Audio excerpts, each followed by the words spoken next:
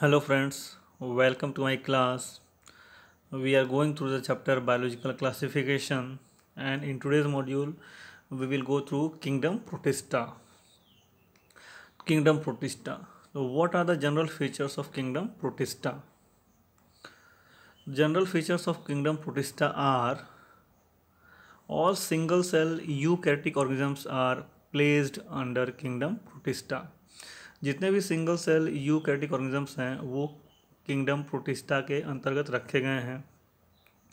और जैसा कि हमने आपको बताया था कि मोनेरा के अंदर जितने भी प्रोकैरियोटिक सिंगल सेल्ड हैं वो रखे गए हैं। Members of kingdom Protista are primary aquatic in nature. Being eukaryote they are having well defined nucleus and other membrane bound organelles. तो जैसा यूकैरियोट्स का हम फीचर्स पढ़ते हैं कि उनके पास वेल डिफाइंड न्यूक्लियस होता है और दूसरे मेम्ब्रेन बाउंड ऑर्गेनल्स भी होते हैं, तो वैसे ही प्रोटिस्टा किंगडम के अंतर्गत जो भी ऑर्गेनल्स आते हैं उन सब का वेल डिफाइंड न्यूक्लियस भी होता है और दूसरे मेम्ब्रेन बाउंड ऑर्गेनल्स भी प्रेजेंट होते हैं। For locomotion Protista have cilia, flagella और सीडोपोडिया। प्रोटिस्टन के पास या तो सीलिया होगा या तो फ्लैजेला होगा या तो सीडोपोडिया के हेल्प से वो लोकोमोशन करते हैं। Under Protista kingdom we have to study chrysophytes, dinoflagellates, euglenoids, slime moulds और प्रोटोजोन्स।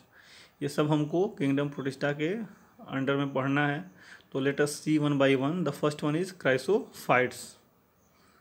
तो what are the general features of chrysophytes? The general features of chrysophytes are this group includes diatoms and golden algae. हम लोग golden algae को desmids भी बोलते हैं। They are found in fresh water as well as in marine water. दोनों तरह के waters में ईजिली वो ग्रो कर सकते हैं, आइदर वो फ्रेश वाटर हो या मैरीन वाटर हो। Diatoms are important producer in the form of phytoplankton and are main food source to aquatic animal. जो डाई एटम्स हैं they are phytoplankton, means plant like organisms that grow in the oceans. They are called phytoplankton and they are the main food source to the aquatic animal. जो सबसे छोटे plant like organisms होते हैं उसको phytoplankton बोलते हैं और जो सबसे छोटे एनिमल लाइक ऑर्गेनिम्स होते हैं उसको हम लोग जू प्लैंक्टन बोलते हैं। तो next important feature is cell wall of diatom forms two thin overlapping cells which fit together like soap case। जैसा साबुनदानी होता है जिसके ऊपर कवर होता है, नीचे साबुन रखते हैं उसके ऊपर से कवर कर देते हैं तो वो दो अलग अलग हिस्सों में बंट जाता है इजली, और साबुन रखने के बाद हम उसको क्लोज कर सकते हैं। तो वैसा ही कुछ स्ट्रक्चर डाई एटम्स के सेल वॉल का होता है and that fit together like soap case. Cell wall are embedded with silica so they are indestructible. जो डायटम्स के सेल वॉल होते हैं उनमें सिलिका एम्बेडेड होता है और इसके चलते वो डिस्ट्रॉय नहीं हो पाता है। तो क्योंकि सेल वॉल जो डायटम्स के हैं उसमें सिलिका होता है और डिस्ट्रॉय नहीं हो पाता है, that's why they get accumulated in the oceans. जो ओशियंस का बेड होता है उस पर एक्यूमुलेट होता रहता है एंड फॉर्म्स डायटमेशियस अर्थ। डायटमेशियस अर्थ बनाता है and that is used in the production of polish, filtration of oils and syrups. Now the next one is dinoflagellates. तो the general features of dinoflagellates are these organisms are mostly marine and photosynthetic. They may appear yellow, green, brown, blue or red color on the basis of pigment what is present in their cell. They are heterocont as they bear two different types of flagella, out of which one lie longitudinally and one lie transversely.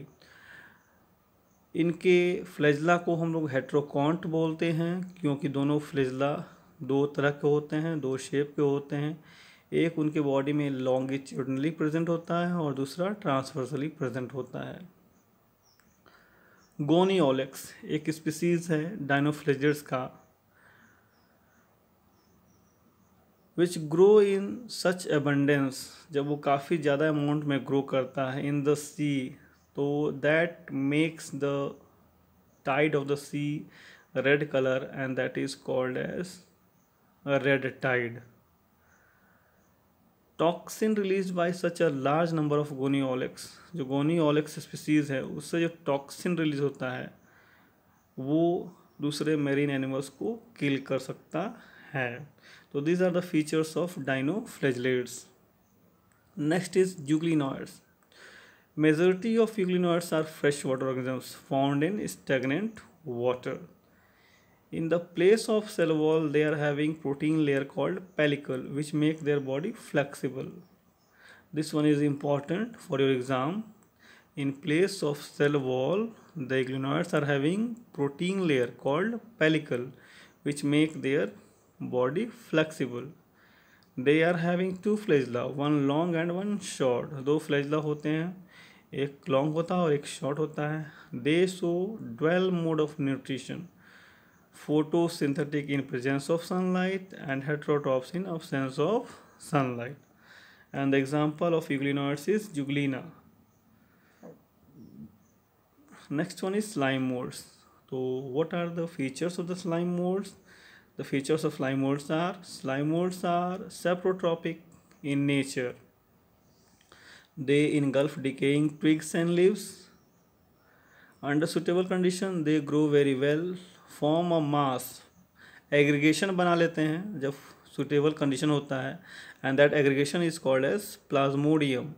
और ये जो plasmodium है, जो aggregation है slime molds का, वो एक बड़े एरिया में फैल जाता है.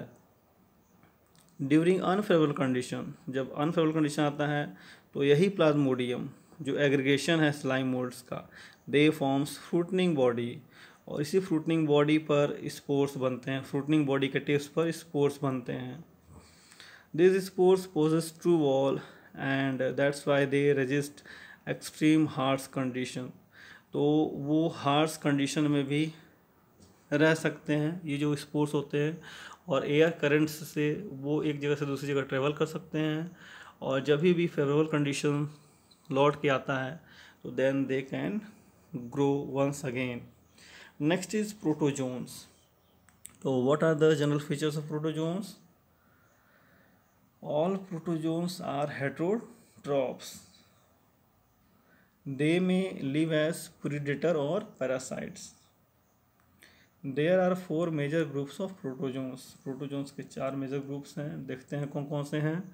जो पहला है वो है अमीबॉयड प्रोटोजोन्स, दूसरा है फ्लैजेलेटेड प्रोटोजोन्स, तीसरा है ciliated protozoans, and the last one is sporozoans. तो इन चारों ग्रुप्स के बारे में हम एक एक करके पढ़ेंगे. The first one is amoeboid protozoans. तो अमीबॉयड प्रोटोजोन्स क्या हैं? These protozoans live in fresh water, sea water और moist soil. They catch their prey with the help of their false feet called pseudopodia. Marine form of amoeboid protozoans form silica cell over their surface. Species like Entamoeba are parasite in nature, और amoeboid protozoans का best example amoeba है. Next is flagellated protozoans. The member of these groups are either free living or parasitic in nature. They bear flagella. Parasitic forms causes disease and the examples are, और ये examples बहुत important हैं, competitive exams में भी आते हैं, तो इसको बड़े ध्यान से सुने आप लोग. That is Trypanosoma gambiense causes sleeping sickness, Leishmania donovani causes kala-azar, Giardia intestinalis causes giardiasis, Trichomonas vaginalis causes leucorrhoea. तो this how this are parasitic in nature and they causes disease. Ciliated protozoans. They are aquatic in nature, highly movable because presence of cilia over the body. They have a cavity called as gullet which opens the outside the cell surface, and movement of cilia creates water current and that water current brings food into the gullet. Organisms like paramecium shows nuclear dimorphism. Means nuclear dimorphism means होता है दो अलग अलग तरह के nucleus. That means they have a large macronucleus which control vegetative metabolic activity and a small micronucleus that help in sexual reproduction. Example क्या है? Paramecium है. Now next is sporozoans. All sporozoans are endoparasite and pathogenic, causes disease. Their mode of nutrition is parasitic. They do not possess organ of locomotion. An example is Plasmodium that causes malaria. Thanks a lot for watching my video and please subscribe my channel for further notification.